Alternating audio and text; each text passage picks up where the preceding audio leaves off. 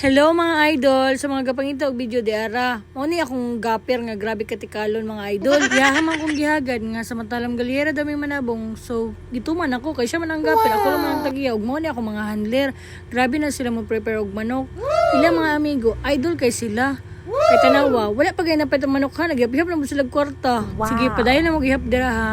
Nya kay nadaog daday na mong first fight dol. Tanawa wala din siya sama nagpaypay na ko dariya nagyap-yap na pud sila kwarta.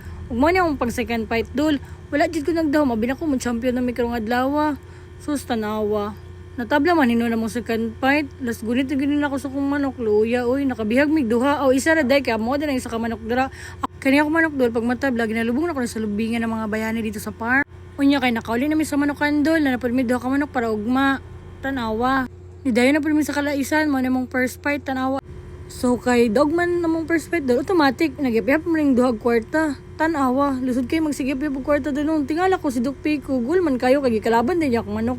Naisip na ko dol mga hatag kog kwarta na dali na ko gibilin 10,000 na dol. Pangitaon to nila kung asa ang 10,000. Unya kay nadaog man ang first fight sumubunot na ta dol. 100k aw 20,000 din ako nabunot na dol. Mong nagulak kong itsura. Fight na nisa akong second fight dol. Tagabansalan din namong kontra. Swerte kay sila kay 100k lang nabunot. Nya mo 20,000 ra. Kachamba gid mi dol kay kami gid ang may daog sila ang napildi. Mo ni siyang tagabansalan tagyan na siya sa manok.